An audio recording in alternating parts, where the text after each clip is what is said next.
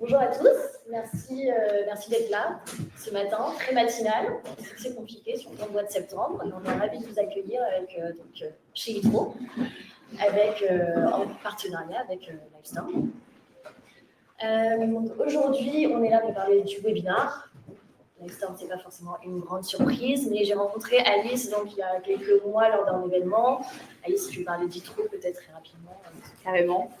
Donc, ici, aujourd'hui, on est dans les locaux de 2C Group, qui est le One Stop Shop des entrepreneurs. On a 5 verticales. On fait du conseil en marketing, en finance, en RH, en RSE et de l'accompagnement au financement de l'innovation. Donc, comment lever des fonds, en fait, sans diluer ses parts d'entreprise, donc avec les subventions, chez l'entreprise innovantes, etc. C'est deux-y.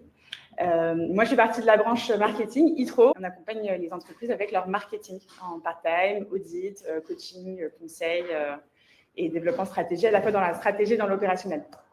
Donc, on utilise évidemment énormément de webinars dans nos stratégies.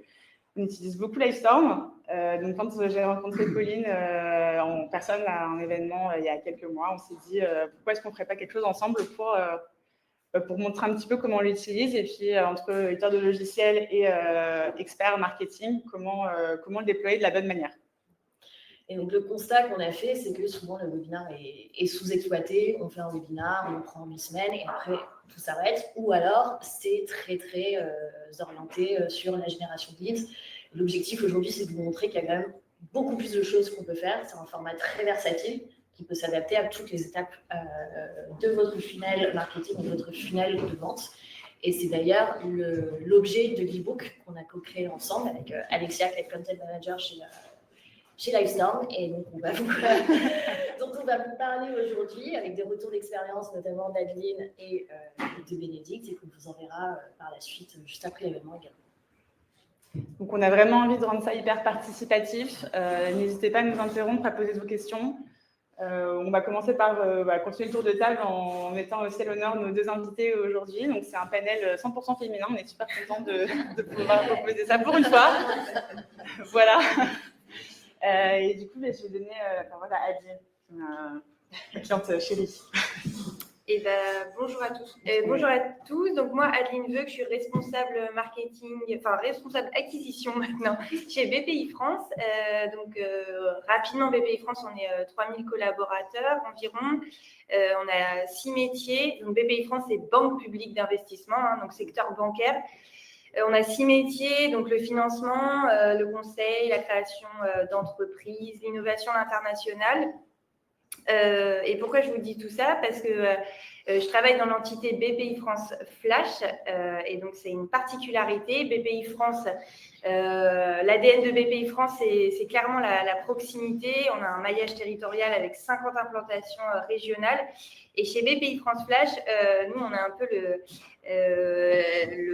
l'élément disruptif, en tout cas l'entité qui bouge un peu les lignes, puisqu'on fait de la souscription de prêts 100% digital, donc sans contact physique avec les dirigeants d'entreprise, et qui veut dire, et donc ça signifie qu'on fait de l'acquisition 100% digitale et on utilise le webinaire dans les 3, tout au long de cette stratégie d'acquisition, et on en parlera plus en détail dans quelques instants.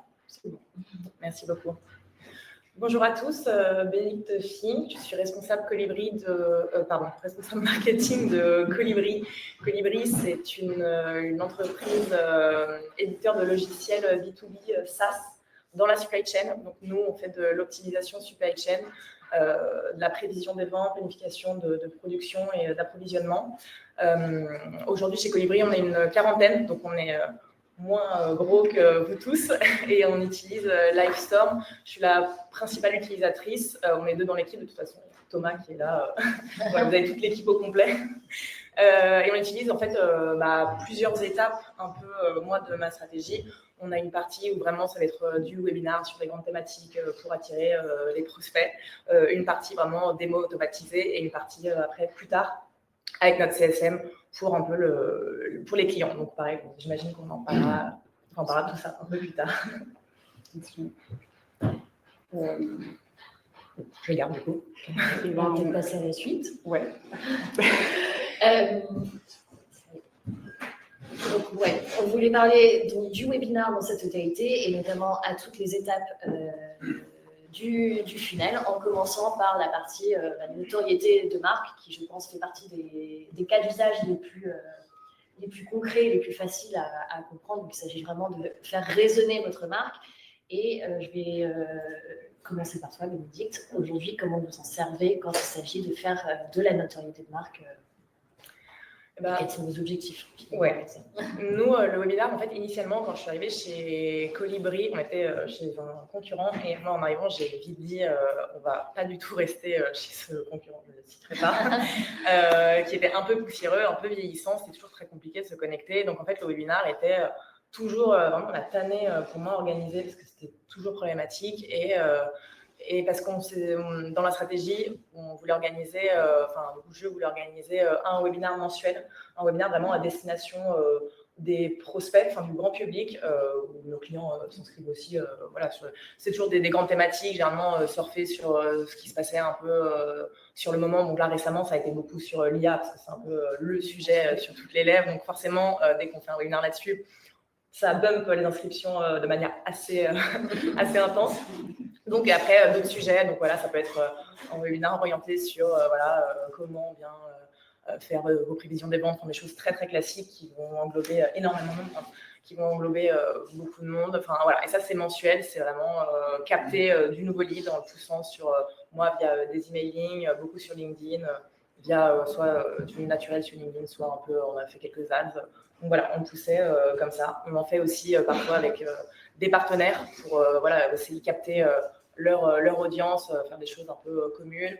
On essaie de faire un webinaire aussi semestriel avec un client pour des retours d'expérience, pardon. Donc voilà, on essaie vraiment de varier le planning éditorial de nos webinaires pour faire un peu, le thème, ça va être très métier, best practice métier. Ensuite, il y aura les sujets un peu chauds du moment, donc IA ou autre. Après, ça va être partenaire et cas client. Donc, on gère un peu comme ça. En effet, je pense que les partenariats au niveau notoriété de marque, c'est vraiment le gros booster. Parce que clairement, vous allez atteindre une audience un peu plus large et surtout, vous allez avoir quelqu'un de l'extérieur, que ce soit un partenaire, un influenceur ou un expert sur ce domaine-là spécifique, qui va apporter sa crédibilité et l'authenticité et faire que vous n'allez pas être... en fait, les personnes qui vont s'inscrire vont avoir l'assurance qu'ils ne vont pas assister à une démo ou ces webinaires qui se transforment finalement en publicité et un truc très tourné vers la vente. Et je pense que vous vous assurez du coup d'avoir cette authenticité, un peu de neutralité et vraiment l'expertise et surtout vous doublez l'audience parce que vous allez pouvoir vous appuyer sur ce partenaire, vous appuyer sur l'intervenant pour qu'il communique également à sa propre audience et même un petit peu plus inscrit. Toi, tu l'intègres en fait à plein d'étapes de ta stratégie marketing. Si on reprend un peu sur l'évolution du funnel de l'entonnoir marketing, en gros, on commence par beaucoup de top of funnel, donc le tofu, qui n'est pas à manger du coup, mais plutôt à regarder ou en tout cas à consommer de notre manière. C'est exactement ce que tu disais, toi tu l'intègres en faisant soit en surfant sur un sujet hyper chaud, l'IA, je pense que Adeline pourra aussi nous en parler, parce qu'on a aussi, disons chez BPI France Flash, quelques petites aventures avec des webinaires sur l'IA qui a généré énormément de trafic et quelques petits happenings. Je te laisserai en parler un peu plus tard. Tu peux faire effectivement des partenariats pour pouvoir en fait surfer sur d'autres thématiques et surtout pas avoir l'air commercial. Parce qu'en fait, en top of funnel, tu n'as pas envie de pousser un langage commercial, tu n'as pas envie de pousser trop fort ton produit. Tu as vraiment envie de pouvoir potentiellement répondre à une problématique d'un de tes prospects, à toucher pas mal de gens qui sont de près ou de loin intéressés sur ton sujet, sans avoir l'impression de leur pousser quelque chose un peu trop fort. Donc, tu vas tourner un peu autour du pot, tu vas surtout leur apporter beaucoup de valeur. Et ça passe par des partenaires, ça passe par des intervenants experts, ça passe par potentiellement des gens qui ont du succès sur une verticale pour pouvoir leur permettre de prendre la parole, de donner des conseils. Je rebondis juste sur ce que vous avez dit, parce que c'est hyper intéressant. Moi, il y a eu un vrai travail d'évangélisation quand je suis arrivée chez Colibri, parce qu'on déterminait un peu les thèmes des webinaires avec ma direction, donc les deux cofondateurs. Et eux, vraiment, c'était toujours, quand on choisissait les thèmes, c'était comment Colibri vous aide. Et moi, j'étais en mode, non, mais c'est beaucoup trop. Enfin, c'est personne. Comme ça, bah, s'il s'inscrit à un webinaire, c'est qu'il veut entendre parler de nous. Je dis non, mais il faut cacher. C'est les 4 défis et que voilà, notre prochain webinaire, c'est les 4 défis que l'IA va vous aider à relever. Je dis, bien sûr qu'on va parler de nous, mais c'est caché. Il faut que les gens. Et vraiment, c'est hyper important. Et ça a été systématiquement.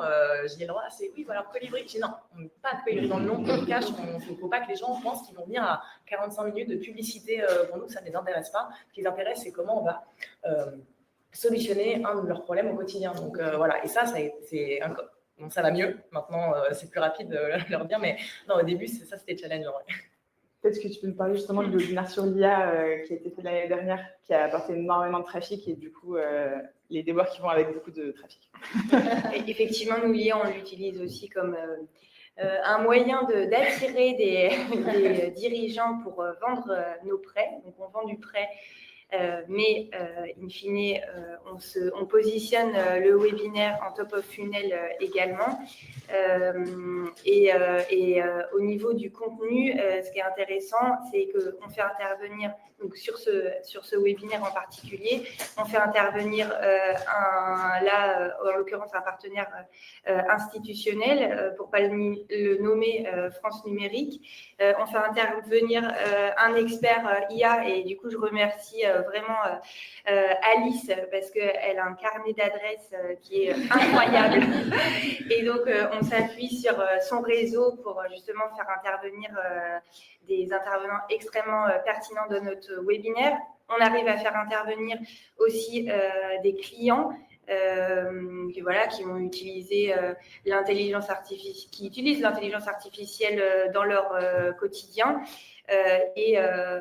On est quand même là pour vendre du prêt. Et donc, à la fin en fait, de ce webinaire, c'est des webinaires qui durent 45 minutes, on fait un slide pour parler de nos prêts. Mais effectivement, la cible est extrêmement large. Et pour vous donner un peu du crispy, enfin des chiffres, sur le webinaire intelligence artificielle, on avait 2000 inscrits, 1000 participants. Donc, bon, nos shows habituels de 1 sur 2.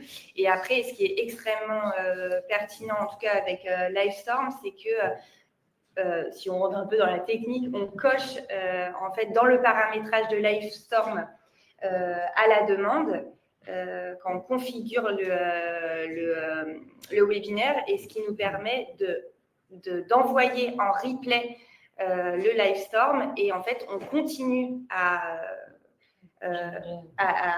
avoir des leads ou en tout cas des marques d'intérêt. Et donc là, sur ce webinaire, j'ai regardé tout à l'heure parce que j'avais besoin d'anti-sèche, on était à 680 inscrits à la demande. Donc, suite au webinaire, le webinaire continue à vivre, en fait. Et ça, c'est super pertinent parce que ça s'intègre dans notre stratégie d'acquisition et on les nurture après.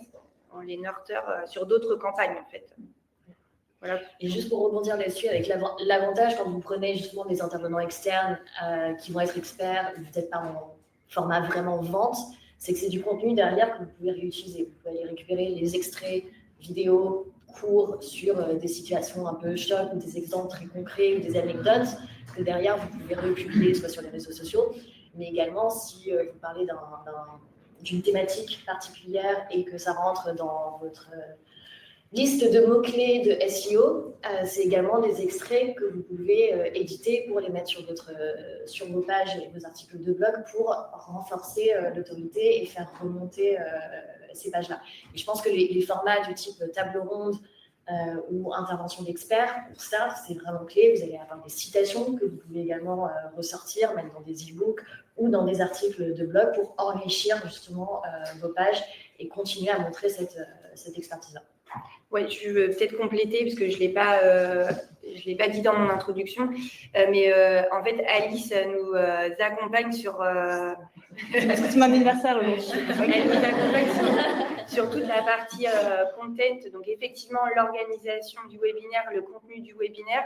Mais en fait, la capacité d'Alice est vraiment ce côté multicasquette et effectivement, elle va retravailler le contenu des webinaires pour nous produire des articles avec les bons mots-clés. Donc, du coup, côté SEO, c'est canon. Elle va reprendre des extraits du webinaire, l'intégrer dans nos e-books. Voilà, elle nous accompagne aussi sur les podcasts, mais bon, c'est pas le sujet. Mais en fait, je veux dire, un webinaire, c'est sa vie. On peut le réutiliser pour le décliner sur d'autres contenus. Donc, c'est vraiment un bel outil, quoi. En fait, ce qui est hyper intéressant avec le webinaire, en fait, avec le contenu vidéo et le contenu audio, c'est que déjà, s'il y a un contenu son avec des paroles, aujourd'hui, grâce à nos technologies d'intelligence artificielle, merci à l'intelligence artificielle, on peut utiliser le transcript de manière automatique et derrière, en fait, se servir de cette base pour faire tout ce qu'on veut. Donc, ça va pouvoir, par exemple, faire un transcript automatique du webinaire pour pouvoir le mettre à disposition sur une page, par exemple, du site avec un formulaire pour pouvoir avoir accès au replay, donc pas forcément donner trop d'informations, mais suffisamment pour donner envie de télécharger. Donc, on va faire vivre le webinaire de cette manière. On va pouvoir potentiellement écrire un article assez rapide, un peu bref, sur potentiellement le point de vue d'un expert ou une thématique abordée qui a particulièrement fait jaser. Et en fait, ce que je trouve génial, je fais un petit aparté, mais sur Livestorm, c'est que l'avis du chat. Moi, le chat, c'est la chose qui est la plus importante, juste après l'intervention, et parfois même plus importante que l'intervention des experts. En fait, qu'importe le contenu qu'on va proposer, les gens vont se l'approprier. Moi, ce que j'adore, mais alors je suis fan ultime sur l'action, je ne peux malheureusement pas l'activer pour chacun de mes événements, mais c'est de pouvoir réagir avec des gifs, réagir avec des emojis. Alors, en fait, moi, parfois, j'essaie de lancer un peu des blagues pour voir est-ce que ça va marcher, qui va lancer la blague la plus drôle. Et ce que je trouve génial, c'est quand les inscrits se lâchent en commentaire. Et en fait, limite, il y a 2 événements. Il y a à la fois, il faut lire le chat et à la fois, il faut écouter les intervenants. Bon, forcément, sur des webinaires plutôt institutionnels, on ne le fait pas parce que c'est pas ce qu'on souhaite faire, même si je pense qu'il y a quand même des choses intéressantes à tester. Mais voilà. Mais par contre, voilà, c'est des choses que vous pouvez aussi aborder. Alors là, vraiment, totalement rien à voir, mais ça va être pour des usages internes, des usages plutôt avec vos partenaires, l'animation pour l'onboarding, les formations potentiellement de toutes les personnes qui vont pouvoir utiliser votre outil, onboarder tous vos nouveaux clients, tous vos nouveaux salariés, etc. Donc, il y a énormément de choses. Petit aparté, tu n'as pas forcément dit pour la partie IA, mais moi, je me souviens qu'il y avait quand même quelqu'un qui était particulièrement on fire sur le chat. Sur les fails de la présentation. Donc, une ou un certain Jackie qui a été particulièrement en forme sur le chat. Élément perturbateur, je dirais. Et donc, on y reviendra après, mais qui dit voilà, chat, dit modération. Et donc, il y a toute une astuce qui est que quand on fait un webinaire, en fait, ce n'est pas juste les personnes qui interviennent et qui sont à la parole. Et toute la partie technique. Donc, il va y avoir potentiellement la personne qui passe les slides. Donc, Alexia, merci pour ton aide. Il va y avoir le test son. Nicolas, tout à l'heure, merci Nicolas pour le son. Et là, on n'a pas d'événement live, mais sinon, il y aurait au moins 2 ou 3 modérateurs qui seraient dans le chat et qui répondraient aux questions, qui permettraient de faire remonter aux intervenants.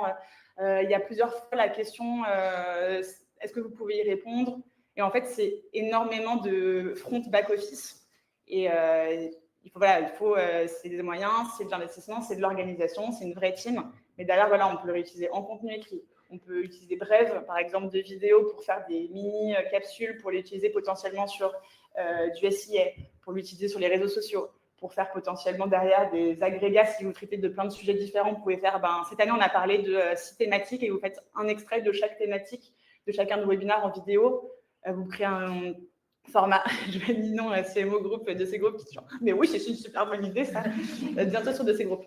Vous pouvez l'utiliser en carousel LinkedIn, vous pouvez l'utiliser pour agrémenter vos newsletters. Ces articles créés, vous pouvez les mettre dans vos campagnes email pour pouvoir encore surfer sur de l'acquisition. En fait, vous pouvez jouer avec ce contenu.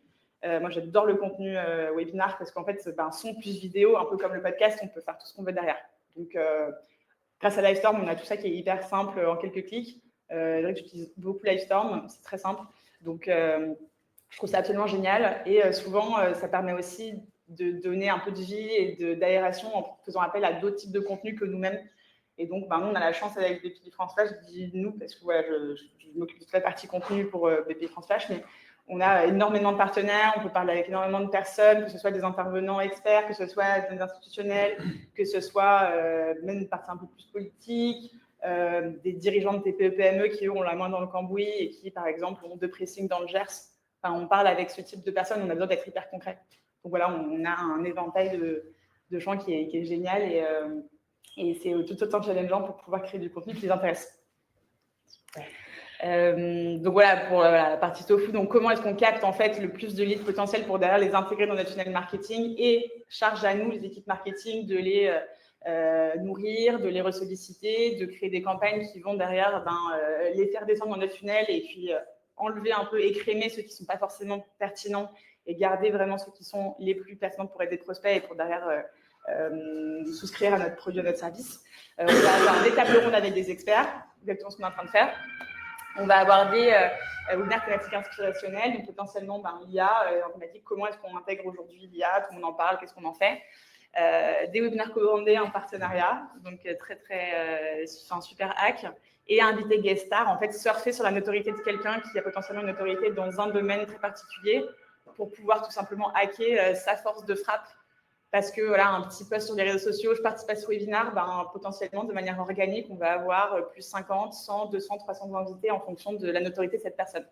Et ça, identifier en fait des experts ou des personnes qui ont la notoriété des micro-influenceurs B2C, B2B dans votre niche, essayer de surfer sur cette partie-là qui peut être en fait hyper intéressante et souvent de manière totalement gratuite. Si on passe à... Sur du temps. Oui, bien sûr. Si on passe plus sur la partie du coup génération de leads, on en a un petit peu parlé, ça rejoint quand même la partie notoriété, mais on va plus rentrer dans la partie qualification de son audience. Donc là c'est vraiment identifier qui est intéressé, qui est un prospect plus chaud, pas chaud, et comment le qualifier. Je pense que Bénédicte, tu as quelques exemples à ce niveau-là. Oui, tout à fait. En fait, moi, ça rejoint déjà dans une première partie, ce que je disais juste avant. Donc, forcément, le webinar va nous ramener du lead. Ensuite, il rentre, nous, par contre, dans tout notre funnel de qualification. Donc, voilà, ça va rentrer dans l'outil de market automation. Ils vont cocher des points. Voilà. Bon, ça, c'est très classique. Je ne veux pas forcément rentrer dedans. Mais par contre, c'était quand 1 an et demi, 2 ans, on a commencé à… En fait, nous, nos avant-ventes étaient extrêmement sollicités pour toutes les nouvelles demandes entrantes de contact et de démo. Et ça leur prenait énormément de temps et il a fallu réfléchir à comment on peut automatiser les premières phases de démo. Et en fait, je me suis dit, voilà, pourquoi en fait pas mettre des démos automatisées via Livestorm. Ça va venir soulager énormément nous, toutes les personnes en fait chez nous qui font les avant-ventes.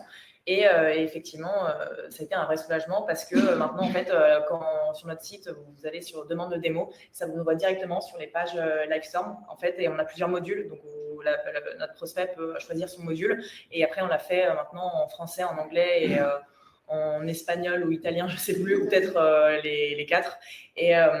Et donc, en fait, ça, c'est super parce que ça donne une première vision. C'est une petite démo de 30 minutes qui va vraiment vous montrer les basiques de notre solution. Et ensuite, le prospect, s'il voit, parce que parfois, ils partent en rendez-vous d'avant-vente et ils se rendent compte que les besoins sont pas du tout ceux qu'ils étaient en premier call. Et c'est toujours du temps parce que c'est quand même des calls qui prennent du temps.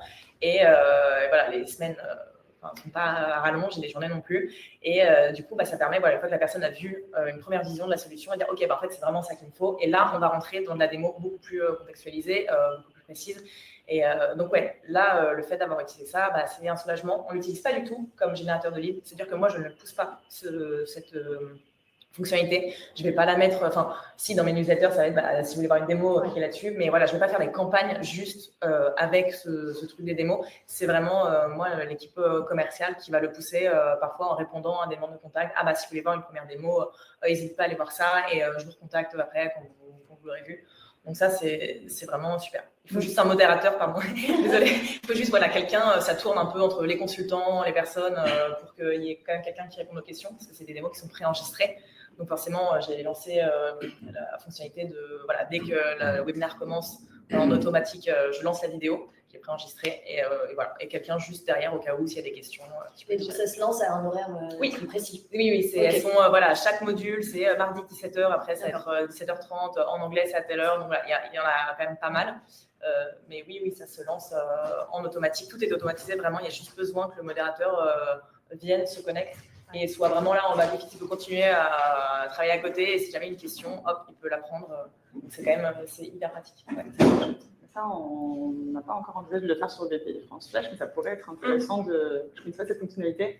Je trouve ça génial. On apprend comme quoi tous les jours. Le semi-live. En fait, pour les démos, vous avez quand même plein d'options différentes. Déjà, c'est très clair que c'est une démonstration, contrairement au panel. Là, vous savez que ça va être de la vente et de la démonstration de produits, et le client sait, le prospect sait à quoi s'attendre. Et donc, chez Lifestyle, on a d'une part des démos en live, donc pareil, toutes les semaines. Et là, par contre, ça se fait 100% live. Et on a des équipes qui font une première démonstration de produits, avec forcément beaucoup de questions, réponses, des sondages. Mais on a également les démos à la demande. Là, pour le coup, elles sont enregistrées et chacun, à n'importe quel horaire, peut y aller. Mais vous avez l'option, en effet, de Bénédicte, de le faire en semi-live. Ça vous permet quand même de gagner du temps. Donc, c'est préenregistré. Ça se lance à un horaire très spécifique, le mardi à 15h, avec quelqu'un en back-end qui va faire la réponse aux questions. Après, là, on est un peu plus bas dans le funnel. Pour moi, ça, c'est vraiment...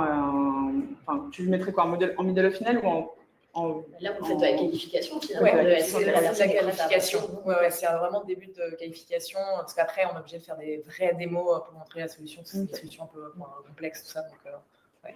Si vous voulez remonter un petit peu dans le funnel, je pense qu'il y a des choses du type comment on va plus être sur des présentations pratiques, les how-to, comment utiliser telle ou telle fonctionnalité, ou à quoi cette solution, votre service ou votre solution va répondre. Vous répondez vraiment aux problématiques des clients. Et surtout, là, ce qui va être intéressant, c'est utiliser les sondages. Sondage obligatoire, non, mais obligatoire, vous êtes certain d'avoir une réponse. Et là, vous pouvez être très stratégique avec les questions que vous posez pour pouvoir qualifier la personne et savoir si est-ce que c'est tel ou tel pays, est-ce qu'elle va vers un sales ou est-ce qu'elle passe en self-serve quand on est dans le SaaS, ou même est-ce que c'est quelqu'un qui est qualifié pour ma solution et a les bonnes problématiques, on va être capable de répondre.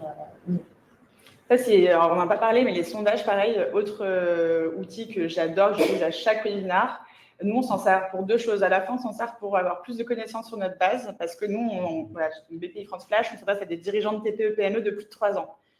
Donc, ça peut être du CHR, ça peut être de l'automobile, ça peut être des services, ça peut être du digital, ça peut être de la construction, ça peut être un peu tout n'importe quoi. Donc, en fait, on a affaire à des dirigeants qui n'ont pas du tout le même profil entre un CEO d'agence et un dirigeant d'une entreprise de transport qui a 3 camions. Voilà, donc on parle à des gens qui n'ont pas le même niveau de digital, pas même les mêmes termes pour parler des mêmes choses.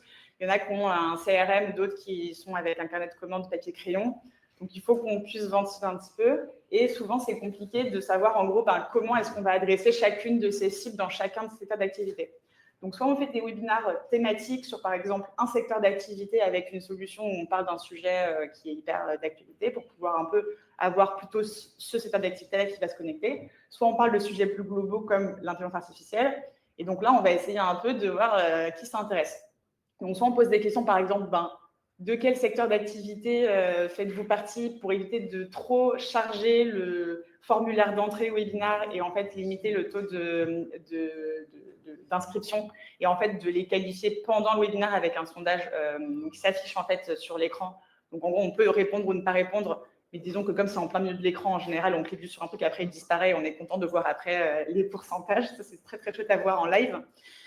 Soit on parfois plus comment vous nous avez connus aujourd'hui de temps en temps, comment êtes-vous arrivé sur ce webinaire? Est-ce que vous êtes arrivé par les réseaux sociaux, par LinkedIn, par un email, par bouche à oreille, communication, newsletter, etc. Et on a des questions beaucoup plus pushy-vantes, c'est est-ce que vous seriez intéressé pour qu'un commercial de BPI France Flash vous rappelle pour discuter des potentiels financements auxquels vous pourriez avoir droit. Et donc, souvent, une question anodine, on se dit, mais ridicule de poser cette question à un webinaire, les gens, ils sont intéressés. En fait, on se rend compte que potentiellement, il y a 10, 15, 20 personnes qui ont cliqué, oui, j'aimerais bien qu'on me rappelle. Et donc, on transfère l'équipe commerciale. Il y a 20 personnes qui attendent votre appel. Donc, appelez-les et potentiellement, ça peut closer dans la semaine.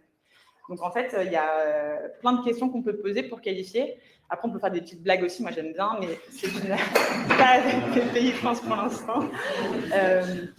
Mais voilà, en fait, essayer d'être créatif. En fait, les gens ont juste envie qu'on leur parle d'humain à humain. Et à partir du moment où on met un peu d'humanité, d'humour, juste de se mettre à leur place, en fait, ils sont beaucoup plus à même à répondre aux questions et à participer et en fait à discuter avec nous, même si c'est par un biais d'outils.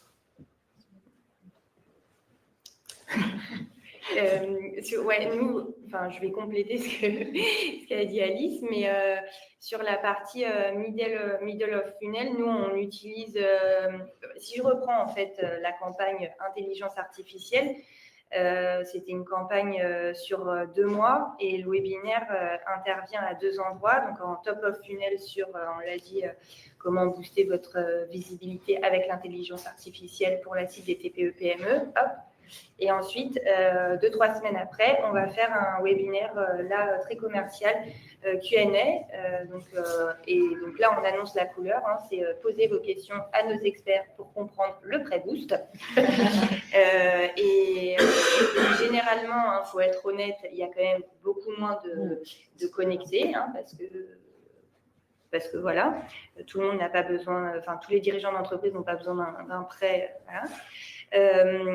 Nous, Alice en a parlé. Ce que j'apprécie beaucoup, c'est que on a donc 2 experts qui vont parler du pré-boost, et ensuite on a un commercial en shadow qui va répondre à toutes les questions. Et je pense que dans l'organisation de vos webinaires, c'est essentiel, c'est que les 2 experts n'ont pas le don d'ubiquité, et donc ils ne peuvent pas répondre aux questions et animer le webinaire. Donc, il faut toujours qu'on ait quelqu'un qui réponde aux questions au chat. Sur Livestorm, il y a le chat et il y a aussi la partie questions. Donc, faire le ping-pong grâce à la partie modérateur, mais en tout cas, faire le ping-pong pour répondre à toutes les questions. Et nous, c'est un outil qui est essentiel parce que, comme je vous ai dit, l'acquisition, elle est 100% digitale. On ne s'appuie pas sur des chargés d'affaires sur le terrain. Et donc, c'est un moyen d'être en contact avec nos prospects, nos potentiels clients, de comprendre, enfin, un des axes, parce qu'on fait des tournées terrain quand même pour comprendre leurs enjeux. Mais en tout cas, c'est un des leviers qui nous permet de comprendre leurs enjeux. Et en fait, ils nous parlent de leur vie quotidienne. Moi, je travaille dans le BTP. J'ai besoin de mettre des panneaux photovoltaïques sur mon bâtiment. Voilà, ils parlent de concret, comment je peux faire, quel prêt, comment je peux être financée. Moi, je suis une entreprise de 15 personnes, est-ce que je suis éligible? Et du coup, ça permet de faire un lien. Et pour rebondir sur ce qu'a dit Alice, moi, ce que j'apprécie en tout cas dans l'animation qu'on fait dans tous nos webinaires, et en soi, c'est Alice qui a apporté cette façon de faire, c'est en fait de rappeler les règles en début de webinaire. En fait, ça brise la glace, mais bonjour, sachant que ça met 5-10 minutes pour que tout le monde se connecte. Et en fait, on va dire, voilà, bonjour à tous. Vous avez à droite de votre écran la fonctionnalité chat et la fonctionnalité questions pour interagir avec nous. On aura Michael, je cite tout le monde, Michael qui est le sales chez nous en shadow, qui répondra à toutes vos interrogations. Bonjour tout le monde. Et là, Michael, bonjour tout le monde. Ouais. Voilà. Et en fait, ça brise la glace et c'est plutôt sympa, je trouve.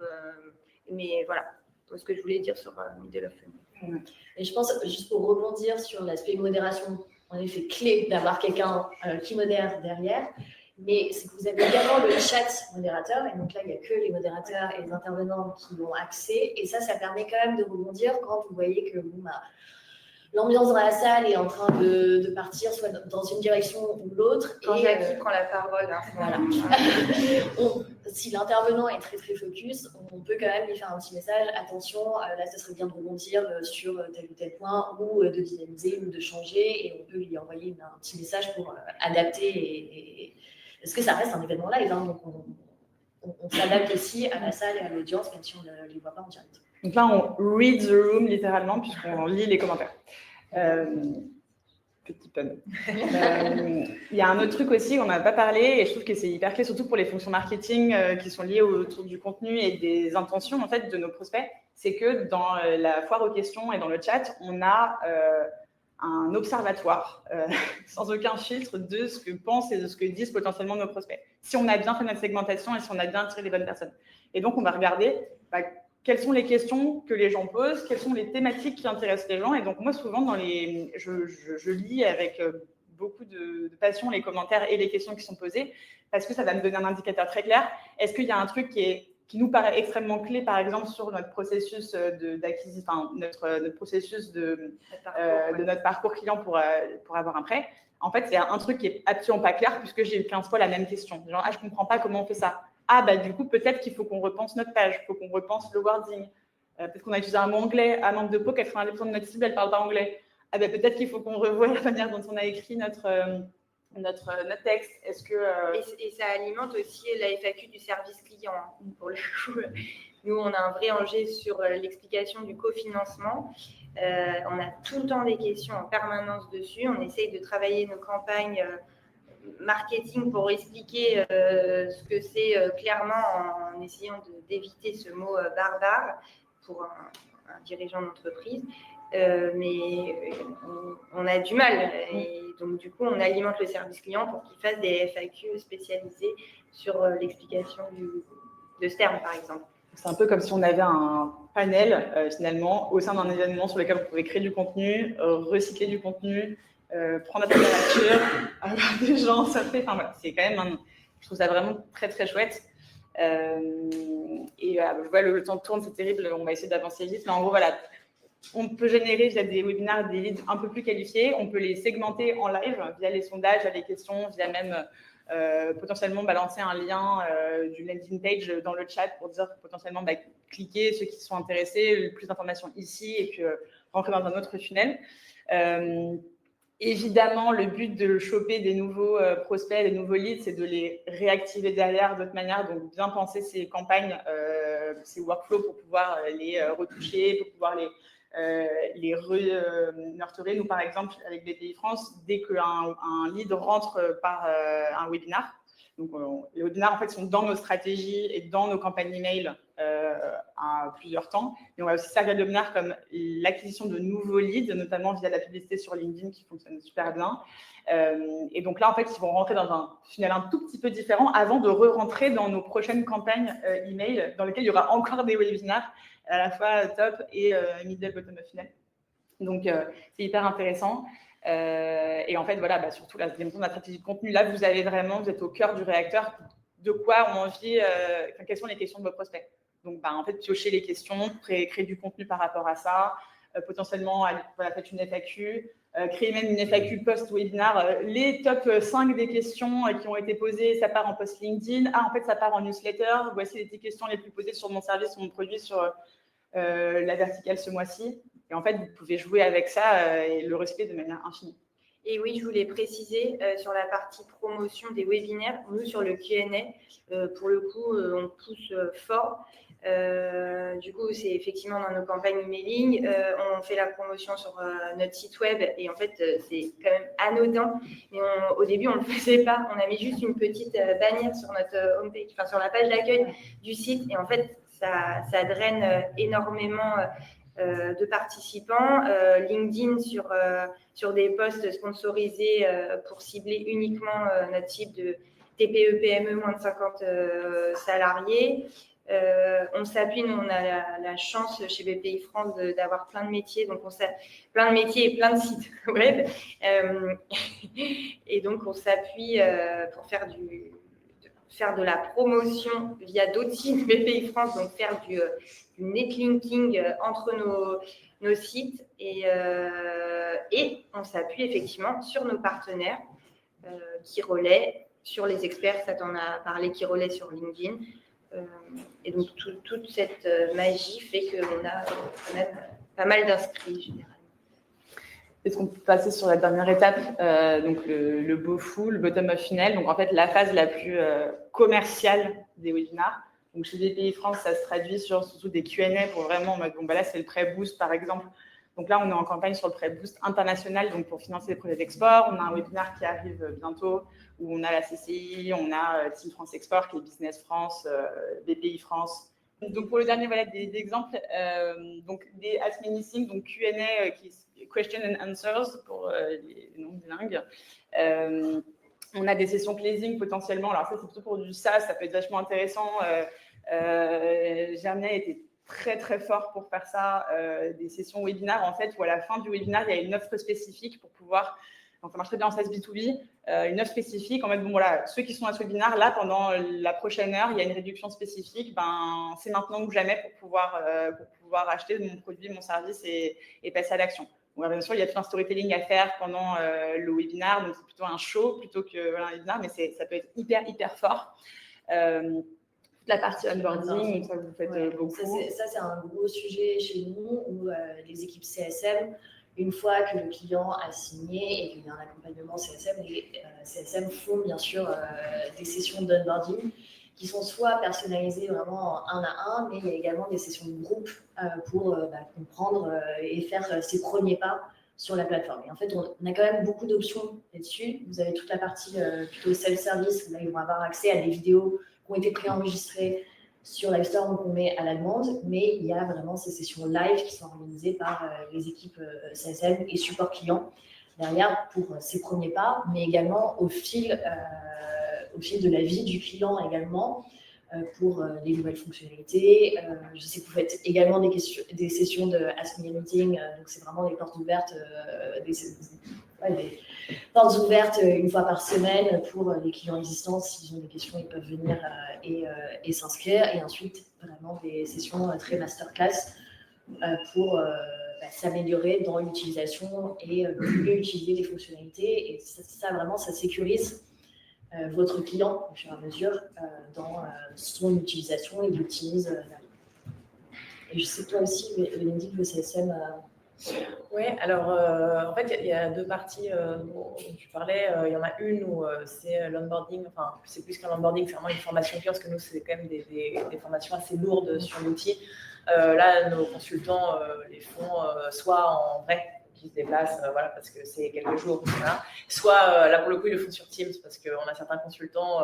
Comment aller les déloger de Teams, oulala, comme on utilise. Bon voilà, ça c'est parti. Par contre, on a notre CSM pour on va dire les mises à jour produits, les montées de version. Il utilise Livestorm pour faire des démos des montées de version. Et ça, pour le coup, comme ça, il peut inviter assez massivement nos clients. Et puis, il y a le replay qui est dispo et qui peut envoyer ensuite à ceux qui n'étaient pas dispo. Parce que pour le coup, ça, la plupart de nos clients sont vraiment très intéressés. Parce qu'ils sont directement concernés, hein, ils sont key users, donc forcément, ils ont besoin de savoir. Donc voilà, nous, on l'utilise vraiment sur cette partie, un peu démo des nouveautés, quoi. Voilà. Les Q&A, du coup, on en a parlé. Ouais. Est-ce qu'il y a... Juste, c'est vrai que nous, dans notre service, on est très, très orienté acquisition, mais on utilise quand même le webinaire dans la partie un peu fidélisation, puisque Alice nous accompagne sur la création sur l'envoi d'une newsletter auprès de nos clients tous les mois. Et donc, en fait, on fait du reuse des grandes thématiques sur l'intelligence artificielle, les RH. On a fait un webinaire sur la sécurité, sur la cybersécurité. Et donc, on réutilise ces webinaires, on les met en replay, en fait, dans la newsletter client. Donc là, accessible directement, donc sans donner ces informations, puisqu'on les a déjà, puisque c'est déjà nos clients. Donc, on sert juste en fait, on utilise ce contenu de toutes les manières possibles, même pour ceux qu'on n'a pas besoin de convertir, puisqu'ils sont déjà là. Il ne reste pas beaucoup de temps. Je pense que vous devez sûrement avoir des questions, des cas pratiques, des retours d'expérience à nous partager. Est-ce que vous avez des questions? Bonjour, merci beaucoup. En tout cas, c'est hyper intéressant. Donc, selon votre expérience, le cas client est plus un outil beau fou qu'un outil mauvais. Je récupère le micro. Pardon, j'ai pas dit. Très bien. La question, c'est est-ce que le cas client est quand même pas un outil plus beau fou que beau fou? Parce que la démo produit, j'ai l'impression que sur le format webinaire, en tout cas, j'ai dans votre expérience sur le fait que vous l'avez automatisé, je pense qu'effectivement, c'est un bon outil à regarder. Mais par contre, je me dis, du coup, sur la partie cas client, pour moi, c'est ce qui marche quand même. Il va le mieux pour pouvoir démontrer le produit sans utiliser vraiment la partie la partie démo en beau fou? C'est une très bonne question. Je pense que ça dépend de ce que tu vends.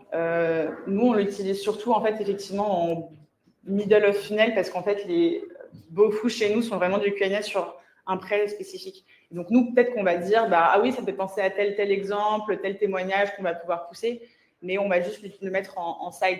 Là où on va pouvoir faire intervenir un client, ça va être plutôt… Alors, nous, en vrai, sur BPI, on va même peut-être parfois le mettre en tofu pour dire, on parle d'un sujet en particulier, venez nous présenter comment vous l'avez potentiellement mis en place, sans forcément axer tout sur c'est BPI France Flash qui m'a aidé à le financer, plutôt, en fait, je parle de mon projet. Mais en gros, je pense que c'est une très bonne remarque. On peut potentiellement le mettre à toutes les étapes du funnel selon comment tu le tournes. Tu vas peut-être plus axer les bénéfices en bottom of funnel, dire ça a été hyper rapide, en 3 jours il a eu son prêt, ça lui a permis de générer tant d'argent, et peut-être que en top of funnel tu vas plutôt axer sur cet entrepreneur, grâce à ce projet, a pu générer X milliers de chiffre d'affaires, a pu choper de nouveaux clients. En fait, tu vas plutôt axer sur son retour d'expérience, sur ce que ça a apporté pour lui en top of funnel. En middle of funnel, tu peux un peu faire les deux. En middle of funnel, tu vas plutôt faire pour comment toi, tu as pu, l'interaction que tu as eue avec son entreprise, et en gros, pour te mettre en valeur, toi. Je pense que c'est… moi, je l'aurais fait comme ça. Mais en fait, c'est un jeu hyper mouvant selon l'angle que tu vas prendre, aussi l'appétence de ton prospect, de ton client. Il y en a qui sont hyper à l'aise et qui vont en fait faire intervenir au webinaire et être ton champion alors que tu n'avais rien demandé, tu vas être super bien. Et d'autres que tu vas leur demander de parler un peu, ils vont être super à l'aise, ils vont dire n'importe quoi et ça arrive. Donc bon, je pense qu'il faut aussi ventiler en fonction de la personnalité de la personne que tu vas faire intervenir, son histoire et comment en fait toi ça va servir tes intérêts en fonction du contenu que tu as prévu. Parce que parfois en fait tu as du beau fou et mot fou qui vont un peu être liés. Et tu vas voir un peu comment tu fais. Et puis, par exemple, tu vas avoir un mot fou que tu vas beaufousiser avec avec un sondage en fin de truc en disant tu as envie qu'on te contacte, on passe à l'étape d'après. Je pense on a essayé de mettre en place une grande stratégie très claire, très segmentée, mais en fait, c'est souvent… c'est souvent bien. Et en fait, le même point vient aussi pour les démos, parce que certaines démos vont être beaucoup plus poussées et d'autres, c'est vraiment juste un teaser, un aperçu. Et donc, peut-être que ça, c'est la partie finalement pré-qualification. Et une fois qu'on sait que la personne est qualifiée, là, on va lui envoyer la partie cas client. En fait, ça dépend beaucoup si le produit est plus ou moins… Le type de produit, c'est plus ou moins sophistiqué, parce que là, tout à l'heure, tu disais c'était un petit peu au début pour… ouais, c'est pas… c'est pas les démos qu'on fait, c'est vraiment des solutions qui sont lourdes, hein. C'est des très gros projets, nous… donc en fait, une démo va pas suffire. C'est juste, en fait, je me permets aussi de répondre à votre question. Je suis hyper d'accord avec toi. C'est que c'est hyper mouvant et la démo automatisée, il y aura d'abord une prise de contact à l'attention de nos commerciaux, la plupart du temps avec… les gens vont pas s'inscrire naturellement, ils peuvent, mais la plupart du temps, en fait, il y a une demande de démo, surtout une demande de contact maintenant. Et il y aura un call de nos sales avec eux. Ils vont dire, OK, moi, ce que je vous propose, c'est de regarder une première fois, la démo, un peu l'outil, à quoi il ressemble. Et surtout, est-ce que ça répondrait potentiellement à vos besoins? Et ensuite, là, il y aura une vraie démo, parce qu'en fait, une démo chez nous, c'est énormément de travail de nos équipes et c'est beaucoup de temps. Elle ne se fait pas en 10 minutes, un quart d'heure. Enfin, vraiment, il y a quand même beaucoup de choses à montrer sur l'outil. Il y a un vrai cahier des charges du prospect, savoir est-ce qu'on répond à tout, même si c'est juste en call de qualif, voilà, est-ce que on répond à leurs besoins. Donc, ça, vraiment, c'était plutôt libérer du temps et un peu du travail pour nos sales. Donc, ça a été ça.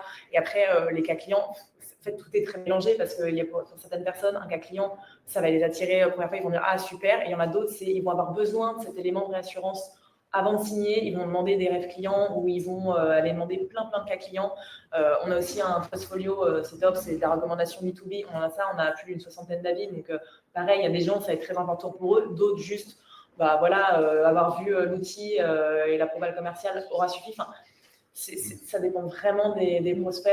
Et du coup, moi, j'ai envie de dire que la démo, le cas client, à n'importe quel moment où il arrive, tant que ça fonctionne, moi, c'est tout ce qui compte.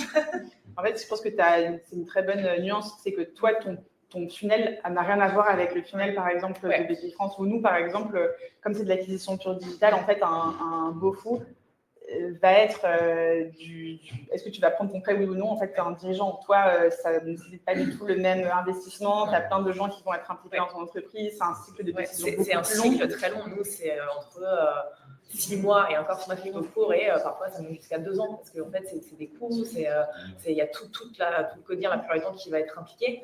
Donc voilà, donc le DSI, il valide, il tamponne, c'est beaucoup de données, c'est toutes les données du client qui vont mettre sur notre outil. Donc voilà, c'est long. Donc il peut se passer des cas clients, des webinars et encore des webinars et des démos et encore des démos et des démos. Donc voilà. Et je pense que ça fait un très bon biais au fait que là, pour les webinars, je pense que le plus important est de bien communiquer avec les équipes sales, parce qu'en gros, en fonction de son cycle de vente, en fonction des gens avec lesquels on parle, on va aussi identifier c'est quoi les moments importants, les grands jalons pour essayer de convaincre, pour essayer de ne pas perdre un prospect. Et donc, en fonction de ça, vous allez créer une stratégie de webinar et donc vous allez créer votre tofu, mofu, bofu qui n'aura rien à voir pour une entreprise A qu'une entreprise B. Nous, en fait, sous 7 jours, à partir de la souscription, le dirigeant peut avoir un prêt, peut avoir les fonds décaissés sur son compte en banque. En fait, c'est limite du B2C ce qu'on fait, c'est pas du B2B dans le passage à l'action, en fait. Alors que vraiment, c'est du B2B à fond, des cycles de vente très longs, de la vente complexe, beaucoup d'account-based marketing, j'imagine. Ce que nous, on ne fait pas du tout, parce qu'en fait, nous, parfois l'équipe, c'est 2 personnes, voilà, c'est le dirigeant et son frère. Voilà, où ils sont 4, et lui, il ne fait pas au four au moulin, le matin, il fait les livraisons, l'après-midi, il fait la compta, et le soir, il fait ses plannings sur un tableau Excel, n'est-ce pas? Et donc, en gros, parlez à vos équipes commerciales, essayez d'identifier ensemble c'est quoi le cycle de vie d'un prospect chez nous, à quel moment il entend parler de nous, pourquoi est-ce que potentiellement il pourrait avoir envie d'entendre parler de nous et à quel moment on s'intègre. Essayez de scénariser un petit peu ce que vous allez dire, comment vous allez leur parler. Je pense notamment aux démos semi-live.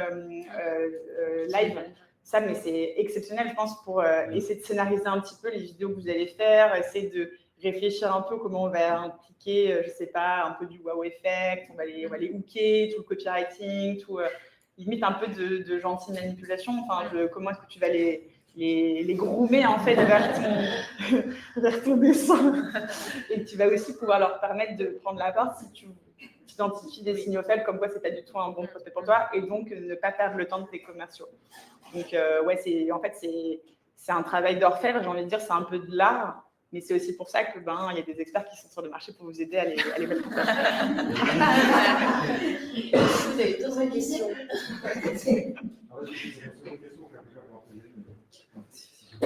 Des questions en plus pour la gratter, c'était de dire est-ce que le replay a vraiment du sens? Moi, je pose la question parce que je me dis que les webinaires entre 30 et 45 minutes, surtout avec ce que tu disais, sur le chat, sur le sondage, c'est une expérience qui se vit en live, etc. Et encore plus à l'ère de l'IA, le chat GPT, moi ça en 5 secondes. Est-ce que le replay en tant que tel a vraiment encore du sens? Parce que tout ce qui est meeting, c'est faire des podcasts, des sous-vidéos, des posts, LinkedIn, etc. Oui, mais est-ce que les gens regardent vraiment encore les replays? Moi, je peux recontextualiser avec les chiffres. Sur l'intelligence artificielle, clairement, on avait 600 personnes qui ont regardé le replay. Et je pense que l'intérêt du replay, c'est, moi, je suis dirigeant d'entreprise. Mon taf, il n'a pas eu le temps de regarder le Q&A sur le pré-boost, mais pour le coup, c'est hyper pertinent. Hop, je lui envoie le lien du replay. Après, nous, le replay, on l'utilise dans des campagnes de nurturing automatiques. Donc, comme ça, on n'a pas besoin d'un commercial qui va appeler, ça prend du temps. Et ça se fait tout seul. Donc, moi, je suis convaincue de l'intérêt du replay. Et même le replay, on envisage de le mettre potentiellement sur le site web.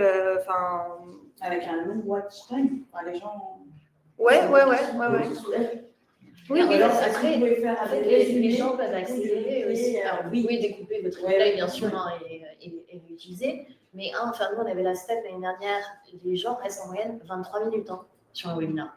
Donc, si vous faites 5 à 10 minutes d'intro, il ne reste plus beaucoup de temps derrière. Et donc, l'avantage du replay, c'est que les gens n'avaient pas le temps à ce moment-là, ils peuvent revenir, ils peuvent passer l'intro, déjà, ils peuvent accélérer un peu et passer juste au moment qui les intéresse. Et après, je pense que ça dépend beaucoup aussi de votre audience et de votre secteur d'activité.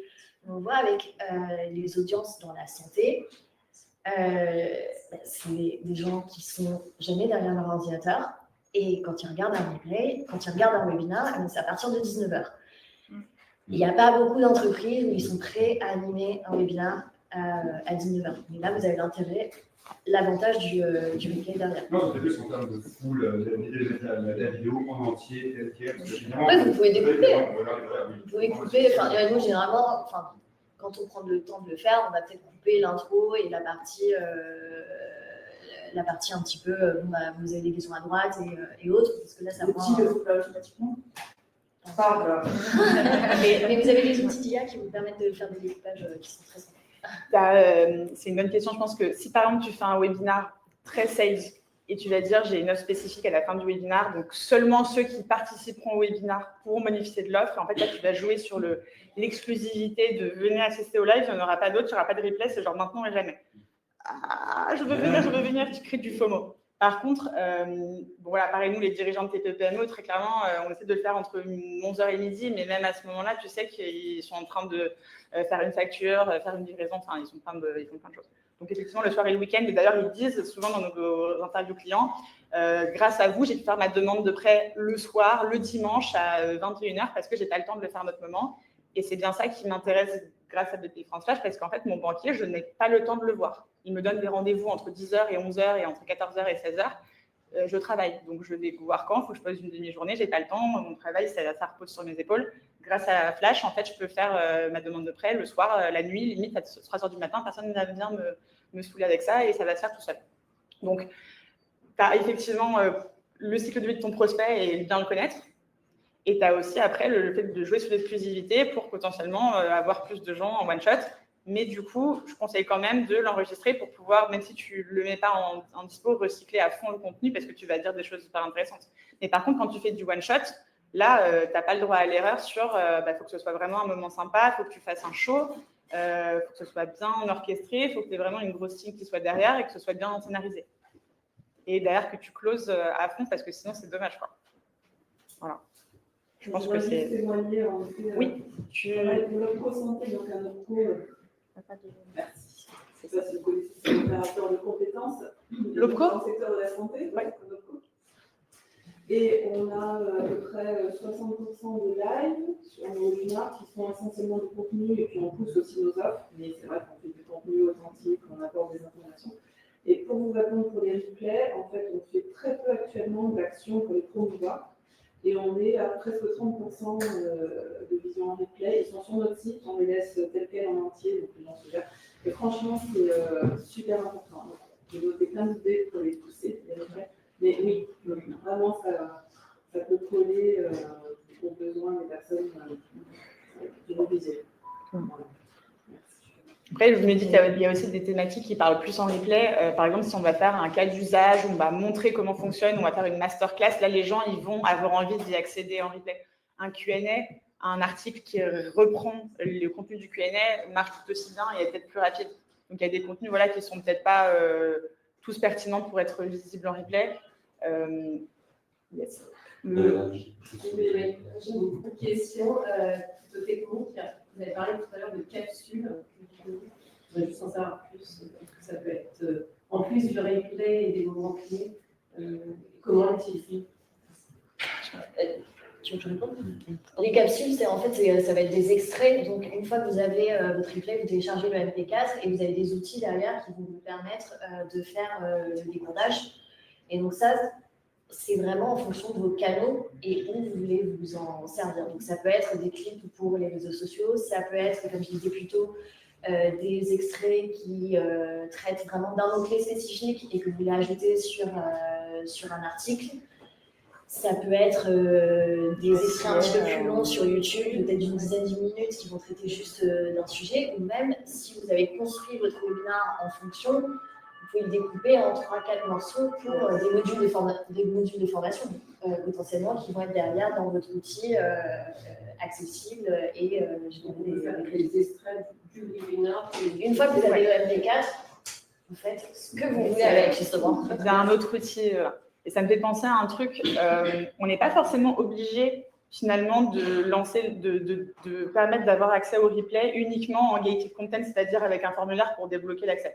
On peut aussi effectivement publier le MP4 qu'on a extrait de son outil, notamment de Livestorm, sur YouTube, mais bien faire attention dans la description de sa vidéo YouTube, de dire vous voulez en savoir plus, et là de mettre une landing page ou de mettre un lien traqué pour essayer de voir, en fait, si je le mets, en fait, le marketing, c'est une question de test. Vous voyez comment fonctionne, comment réagissent votre cible. Vous mettez votre vidéo en live, accessible à tous, vous mettez un lien dans votre description avec une LP traquée en disant ça vient de YouTube, et après vous regardez, est-ce qu'il y a des gens qui cliquent sur ce lien? Et peut-être que les gens, ils vont regarder, ils vont justement accepter et adorer le fait de ne pas être traqué. Par exemple, la cible directeur technique, les CTO, ils détestent le démarchage. Alors eux, je ne sais pas s'il y en a dans la salle qui démarchent les CTO. Tu pourras nous faire peut-être un retour. Ils détestent les commerciaux, il ne faut surtout pas les appeler, ils se sentent oppressés dès qu'on leur demande de donner l'information. Peut-être que pour cette cible-là, un webinaire sur YouTube avec un lien, genre si vous voulez en savoir plus, on peut vous contacter à ce truc, pourrait être pertinent. Pour pas trop les stresser, quoi. Je voudrais préciser un autre cas d'usage des replays.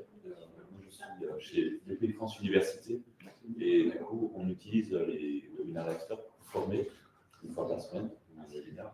Et après, on recycle ça en un mini-module e-learning un peu low cost à partir du replay qu'on redécoupe, on rajoute des quiz pour que ça devient vraiment un module de formation qui est disponible sur notre LMS. Donc, on recycle en fait une paire de coups, un événement live de formation et puis ensuite un module e-learning. Donc, je crois beaucoup au replay. J'avoue que l'intégration du quiz, je ne l'avais jamais fait, mais c'est une trop bonne idée, effectivement. Et comme il parle de réutilisation, est-ce qu'un contenu d'un webinaire peut être réutilisé aussi pour un événement? Par exemple, là, on passe du temps à faire un webinaire avec des experts. Et est-ce que pour une soirée client, un petit-déj, participation à un salon, où vous allez payer très cher votre stand et la prise de parole, du coup, de penser un peu 360 et le contenu du webinaire qui va être réutilisé pour une prise de parole sur un salon. Est-ce que c'était... En fait, vous pouvez partir du contenu qui est déjà préparé et pouvoir le refaire en live lors d'une prise de parole sans pour autant montrer la vidéo. Et cette vidéo, derrière, ça peut être vraiment votre outil de suivi post-événement aussi, de vous voulez en savoir plus, oui. On a parlé de ça. Mais ça peut aussi être à l'inverse. Ça peut être à l'inverse. Voilà. Parce que le contenu prend du temps. Exactement. Et en fait, le webinaire, ça peut être soit le début d'une campagne, soit un canal au sein d'une campagne. Typiquement, là, on est parti du book, on a fait l'événement et on enregistre également, mais j'ai fait des situations qui sont à l'inverse. On est parti du webinaire d'un canal de discussion. Derrière, on fait un e-book avec des témoignages, ou alors ça a été, on fait un rapport chiffré, on va faire un webinaire avec des experts pour commenter les chiffres. Et l'événement, ça peut être, vous partez de l'événement et derrière, vous faites le webinaire, ou alors en effet, vous avez déjà fait votre webinaire, vous faites l'événement et vous resuivez derrière avec l'audience qui est en tactique. Mais moi, je mets juste une alerte sur aujourd'hui, surtout à l'ère post-Covid, les événements physiques, c'est tellement important, les gens cherchent tellement de liens. Donc, essayez surtout pas de recycler quelque chose et de proposer une expérience un peu réchauffée. C'est hyper important de jouer sur le IRL, la chaleur humaine, le jeu avec son public, le fait de leur faire vivre en fait une expérience. C'est un peu un show en fait. Maintenant, plus on fait du show en physique, j'espère que on va le faire, mais plus on fait un peu de show, en fait, plus on va créer une vraie expérience humaine et c'est ça qui va créer des souvenirs. Parce qu'un webinaire, on se connecte, on peut en avoir 500 en quelques secondes, il suffit juste de choisir le thématique, on en a 12. Pourquoi est-ce qu'on va choisir celui-là par rapport à un autre? Je pense que derrière, c'est là où notamment le branding va être hyper important pour une entreprise, c'est est-ce que tu vas mettre un minimum viable de tes événements? Tu sais que par exemple, si je vais à un événement d'Itro, je suis sûre qu'il y aura au moins une bonne expérience, qu'on va bien manger, que ça va être un lieu sympa. On va rencontrer les gens sympas. Vous écoutez que les gens vont être chouettes, que je vais rencontrer plein de gens, que potentiellement je vais avoir un super buffet de The French Bastard qui attend juste après la conférence. Et en gros, tu vas aussi te créer ta renommée d'événement et les gens vont aussi avoir envie de venir avant même de savoir de quoi tu vas parler. Donc, tu as un peu les deux. Et je pense que de toute façon, c'est des investissements à faire, que ce soit humain, en termes de préparation, en termes d'organisation. faut qu'il y ait quand même pas mal de gens qui soient sollicités. Et donc, si par exemple c'était commerciaux, c'est du temps où ils ne vont pas forcément passer des appels et faire leur task journalière sur leur CRM. Mais par contre, je pense que c'est un moment très fort et très puissant pour créer du lien et pour créer des vraies conversations et derrière pouvoir les réactiver d'une autre manière, avec peut-être d'un point de vue plus commercial, mais au moins tu as créé une vraie connexion humaine à first. Je crois que je travaille dans l'événementiel. Mais tout est complémentaire, c'est ça qui est intéressant. Monsieur avait une question. Pardon. Chaque webinaire que j'organise, c'est une cartouche parce que je ne peux pas solliciter mes collaborateurs, parce que j'ai des responsabilités, parce que je ne peux pas solliciter mes clients, mes prospects tout le temps non plus. Et du coup, j'étais curieux déjà, première question, de savoir combien vous organisez de webinaires par trimestre ou par an à la louche pour comprendre un peu les volumétries. Et quel est votre mix parfait? Vous parliez des webinaires de best practice, funnel, ceux avec des témoignages clients, ceux qui sont sur des sujets chauds. Pour vous, c'est un bon mix. Quel est le bon mix entre toutes ces possibilités? Par contre, je peux parler de mon cas en tout cas, parce que c'est ce que je connais. Disons qu'on fait un comité éditorial par semestre, voilà, où on va caler les dates, on va caler les thèmes. On essaie de mettre un webinaire retour d'expérience client, un webinaire partenaire, donc déjà 2, et ensuite après sur les 4 qui restent, ça va être des choses faites par nous en interne. Donc généralement on met on appelle ça les experts chez nous, c'est les cofondateurs, directeurs produits, avec un consultant. Et là, ça va être des thèmes variés. Donc, ouais, on va avoir peut-être 2 thèmes qui vont être très surfés sur ce qui se passe sur le moment. Donc là, je parlais de l'IA. Et sinon, ça va être beaucoup plus orienté produit et démo un peu cachés. Enfin, cachés, pas tant que ça. Ça va être, voilà, comment bien gérer vos prévisions, ou comment bien faire vos budgets avant la fin de l'année ou des choses comme ça. Donc ouais, moi c'est comme ça que je le fais et ça fonctionne plutôt bien parce que ça permet d'avoir une variété de sujets. Et du coup, pour répondre à toute la question initiale, c'était un webinar par mois. Donc tous les mois, il y en a un. Voilà, on n'en fait pas en août parce que peu d'intérêt. Mais et on fait ça. Et après, pour les webinars, notre CSM, je crois qu'ils l'ont fait un tous les trimestres ou quelque chose comme ça. Enfin, c'est quand il y a un besoin, quand il y a eu pas mal de nouvelles fonctionnalités et de sort. Voilà. Nous, par exemple, sur le mois d'octobre, on va faire 2 webinaires haut de funnel, donc très thématiques et segmentés en fonction des thématiques qu'on aborde. Et je ne sais pas, à peu près 3 webinaires commerciaux, Q&A. Et donc, il faut quand même bien s'organiser parce que donc aujourd'hui, on en a un. Mardi prochain, on en a 2 sur le même horaire puisqu'on privilégie le mardi de 11h à midi. Et en fait, on aimerait bien en faire encore plus en haut de funnel, mais ça demande un temps conséquent et Alice pourra en parler. Mais de coacher les intervenants, de trouver les intervenants, de faire le follow-up, alors que les Q&A, au final, c'est activable hyper facilement. On bloque l'agenda, une salle de nos commerciaux et basta. Que les hauts tunnels, c'est très chronophage. Mais ça permet d'avoir une notoriété beaucoup plus large qu'un webinaire produit. Donc, c'est essentiel. Je pense sur le haut de funnel, pour moi, le conseil, c'est pas forcément de se dire je vais en faire tant, mais plutôt partir de quel est mon calendrier éditorial et est-ce qu'il y a des thématiques pour lesquelles le webinaire, c'est un format qui va vraiment fonctionner. Parce que parfois, il y a certains sujets où on dit, mais en fait, ça ne va pas marcher en live, ou vaut mieux un article écrit, vaut mieux quelque chose de plus détaillé. Mais si c'est une thématique où, vous savez que vous pouvez trouver des experts, et 2, dans ce cas, ne pas hésiter et peut-être partir de ça avant de se dire je vais absolument me caler une cadence sur ce type-là de format qui prend plus de temps en effet à organiser qu'une présentation assez classique où vous avez déjà le contenu fait. Et pour ces choses-là, avec le type Ask Me Anything, des démos et autres, là, ça peut être le playbook est déjà fait, vous avez le contenu, ça peut être automatisé. Là, vous pouvez vous fixer une cadence assez régulière selon les besoins de l'audience.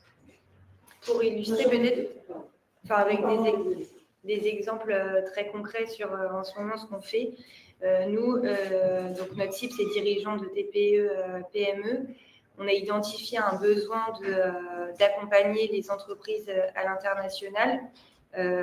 Mais voilà, une TPE qui a 2 collaborateurs et qui est potentiellement travaille dans la boulangerie, puisque c'est une typologie de dirigeants qu'on accompagne, ne sera pas du tout intéressée par une campagne sur le développement à l'international. Donc nous, bon, parce qu'on a la capacité de le faire, mais typiquement, on fait une campagne thématique, par exemple, sur l'international, très segmentée, et une campagne plus large sur les aides pour les TPE, PME, où en fait, la moitié les 3/4 de notre cible vont sur les aides et le webinaire les aides, et l'autre moitié, le quart restant juste sur l'international en fonction d'une segmentation hyper précise.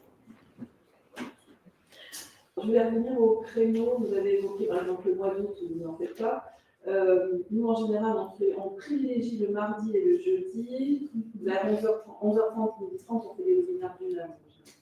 Et parfois en début d'après-midi à 14h, mais on évite le vendredi. Peut-être qu'il y a des créneaux qui sont plus porteurs que d'autres, ou pas du tout. C'est les créneaux les plus réguliers, en tout cas. C'est ceux où on voit le plus de webinaires, les mardis et les jeudis à 11h. Après, je sais qu'il y en a beaucoup qui les font à midi également. Je n'ai pas les chiffres pour savoir il y a plus d'audience ou non. Mais encore une fois, ça dépend vraiment de l'industrie. Si vous avez les PME, TPE, ils ne sont pas disponibles en journée, de toute façon. Les acteurs de la santé, c'est un petit peu pareil. Mais les personnes qui sont dans un bureau et derrière leur ordinateur, c'est un petit peu plus facile à ces horaires-là. C'est vraiment... En fait, il faut vraiment réfléchir quand est-ce que votre audience est dispo et prête à se concentrer. Si je peux compléter, au-delà de réfléchir, c'est en fait, nous, à chaque, c'est une bonne pratique, mais à chaque fin de webinaire, on fait une enquête de satisfaction. Et dans l'enquête de satisfaction, du coup, on pose la question sur le créneau le plus appréciable pour eux.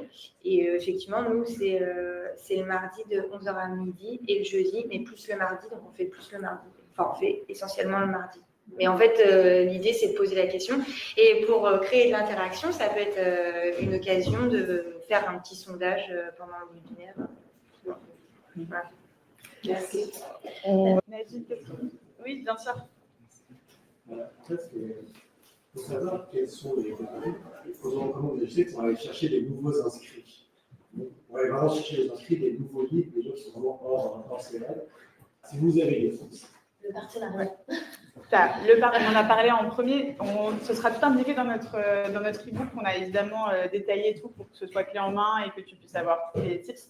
Les astuces pour surfer, en fait, pour avoir plein de notoriété et avoir plein de leads sur ton top funnel, c'est partenariat. Tu vas faire en fait du co-marketing où tout le monde va ramener pour le même événement, donc c'est vachement intéressant. Tu vas avoir un sujet brûlant. Donc, soit un sujet hyper tendance, soit un sujet où tout le monde se pose la question dans ton industrie, dans ta verticale pour ton prospect. Vraiment, la question, il faut vraiment que je trouve la réponse, tout le monde en parle, il faut que je sache de quoi on parle. Ça, c'est une thématique. Enfin, si c'est une thématique, tu vas aller faire un post LinkedIn, par exemple. Mais vraiment, tu vois, comment faire pour que ce post LinkedIn soit... Faut tu veux dire pour avoir plus de visibilité de ton événement une fois que tu l'as choisi? Alors, co-marketing, sponsorisation, soit sur les réseaux sociaux, soit SIA, via des campagnes Google Ads. Tu vas avoir aussi de l'influence via les invités que tu vas faire intervenir. Donc, il faut aussi les onboarder eux et leur expliquer ce que tu attends d'eux, de poster un post LinkedIn, de communiquer auprès de leur réseau, potentiellement de mettre une signature email pour dire à toutes leurs interactions: je fais partie de ces webinaires, viens de rejoindre tel jour à telle heure, pareil, tel sujet. Les équipes internes, les commerciaux et autres qui faisaient aussi des bannières email, tout email Instagram. Et je pense que le dernier point, et Adeline en a parlé, c'est toutes les bannières sur le site web, tout le trafic qui est déjà sur le site web, qui n'est pas encore converti. Là, c'est un moyen aussi de récupérer les informations et de l'engager via le contenu. Les campagnes email à ta base, de clients, de prospects, le fait de pouvoir intégrer dans tes newsletters, le fait potentiellement d'être intégré dans une newsletter partenaire ou même de payer la visibilité dans une newsletter qui paraît assez pour informer d'un webinaire. Il y a beaucoup de plateformes médias qui te permettent de rendre visible un webinar que tu vas faire qui parle à la thématique du média en question et qui va être pertinent en fait dans la stratégie éditoriale. Tu vas lâcher peut-être quelques centaines d'euros, mais ça va potentiellement te donner un gros boost de visibilité. Nous, on met beaucoup en avant, notamment dans le newsletter client, des webinars d'autres entités de BPI France pour leur donner de la visibilité. Donc, en vrai, si tu fais partie d'un réseau avec des gens potentiellement qui seraient d'accord pour te rendre des services, bah, en fait, on envoie un message. Bonjour, je fais un webinar, j'ai besoin de visibilité. Est-ce que vous pouvez relayer sur votre newsletter, faire un email, le mettre sur votre site internet, faire un post LinkedIn, répondre à un post LinkedIn, faire quelque chose. Si tu n'as pas beaucoup de moyens et pas beaucoup de visibilité, en fait, tous les moyens sont bons. En organique, donc demander qu'on te rende des services, essayer d'être visible partout, faire des posts LinkedIn, travailler ton copywriting pour avoir de la visibilité sur LinkedIn, un peu plus de portée, et surtout bien briefer tes intervenants et les gens qui participent au webinar pour qu'eux communiquent suffisamment en amont pour informer chacun leur réseau individuel. Et les posts personnels sur LinkedIn marcheront beaucoup plus qu'un post entreprise parce qu'en fait, la portée organique est largement supérieure. Donc moi, j'axerais un post corpo LinkedIn pour informer juste que tu as ton truc au moins à J-14 minimum, voire J-3 semaines. Et ensuite, des posts personnels qui ont du coup une partie organique beaucoup plus forte. Et là, tu peux en faire un ou deux à entre J-7 et parfois en vrai même J-2, J-3. Si tu as par exemple tes 5 intervenants, tu fais une petite ventilation entre tous tes intervenants pour que ça fasse un petit panel où l'information elle est répandue sur le temps. Et si vous vous informez mutuellement et que vous réagissez mutuellement à vos posts, en fait, ça va faire un espèce de nuage qui va être visible et on va entendre parler de vous de manière régulière dans votre écosystème. Et tu as plein d'actions marketing assez simples à mettre en place pour surfer sur cette visibilité que tu n'as pas encore et avoir plus de leads. Et en tout cas, c'était super chouette. Merci encore pour votre présence et à très bientôt, j'espère. Merci.